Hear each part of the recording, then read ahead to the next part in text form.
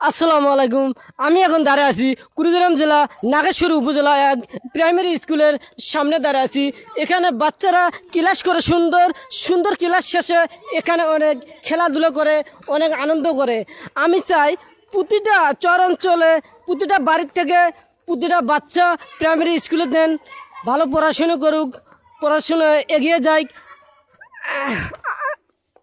আমাদের চর অঞ্চলগুলো এগিয়ে যাবে ইনশাল্লাহ। যদি আমাদের শিক্ষা না থাকাতে আমাদের এই দুর্গটি আজকে আমাদের চর অঞ্চলগুলা, ভাঙা অঞ্চলগুলা আমরা দেখতে পাই। পাশে আমাদের আছে হাই স্কুল, প্রাইমারি পাশ করে আমাদের বাচ্চারা পরে হাই স্কুল পড়ে, কত সুন্দর। কিন্তু আমরা স্কুলে দিতে চাই না, এটাই সমস্যা আমাদের।